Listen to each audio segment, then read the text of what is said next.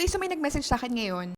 Ang sabi niya dito is, Coach, video explanation naman po if may time kayo, paano niyo po nabasa yung buy position dito? So kanina kasi nagbato tayo ng signal, which is this one. Nagpabato tayo ng gold buy zone, 4136 to 14129, and then ito yung TP level natin, and then yung SL natin sa 1 hour time frame.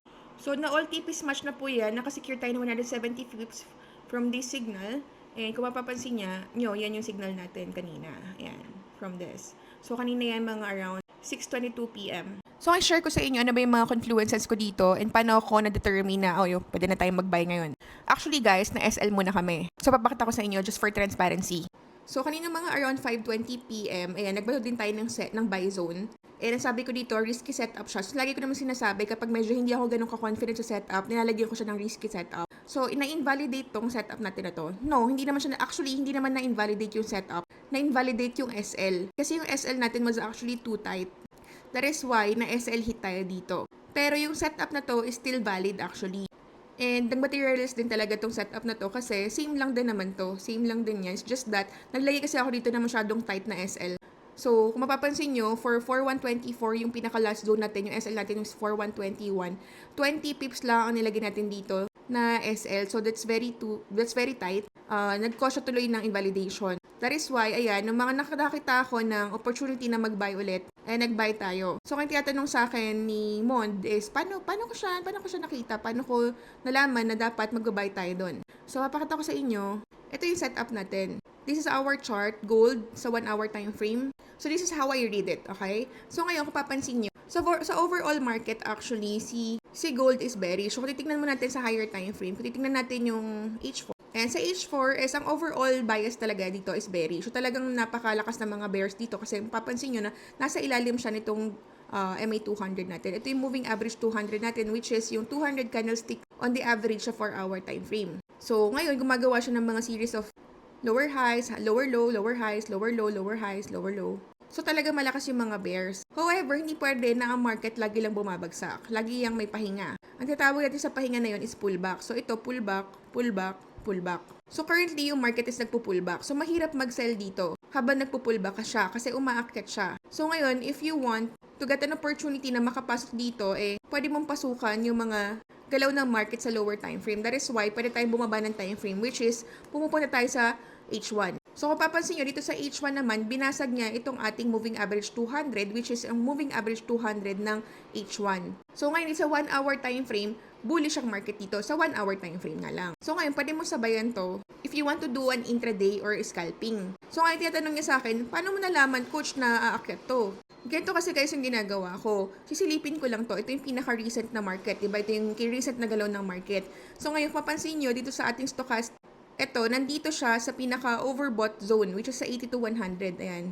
Dito sa 80 to 100, kapag nasa overbought zone yan, may potential na bumagsak yan anytime. And kung mapapansin nyo dito, andito na siya sa may resistance area. So, gumagamit ako ng Bollinger Band para malaman kung nag-bounce siya sa resistance. So, ito yung resistance level natin. I have my R2 and R1. Resistance 1, resistance 2. This is Bollinger Band. This is double Bollinger Band. So, ngayon, nung umakyat siya dito, nag-bounce siya dito sa ating resistance. Nung nag-bounce siya dito sa resistance, mapapansin nyo dito, umakyat siya dito sa ating overbought zone. So, ngayon, ang pinaka-inaantay lang natin dito is bumagsak.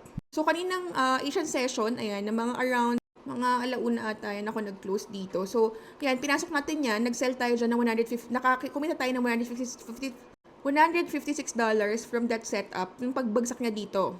And then, kinlose din agad natin yan nung nag-bounce siya dito sa ating support.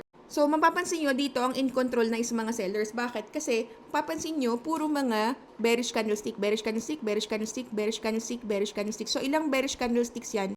Pababa. So, ibig sabihin, ang in control dito is yung mga mga sellers. Ngayon, nung bumagsak yan dito, umabot na yung presyo dito sa ating oversold zone, which is sa 22.0. Kapag ang presyo nandito sa 22.0 or nasa oversold zone, may potential na yan na umakyat.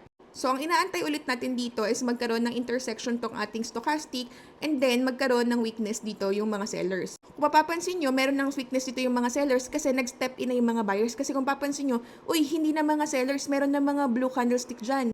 So, ibig sabihin, nang hina na yung mga sellers, nag-step in na yung mga buyers, and papansin nyo, naging oversold na siya dito, so may potential na possible umakyat na yung presyo. So magkakaroon na siya ng pullback sa 1 hour time frame. sa 1 hour time frame. Ayan. So ngayon, ang inaantay ko na lang is confirmation. Yung confirmation natin is magkaroon ng mga bullish candlestick dito na para malaman ko talaga na medyo pumapasok na yung mga buyers and they're trying to defend itong support level dito sa ating Bollinger Band.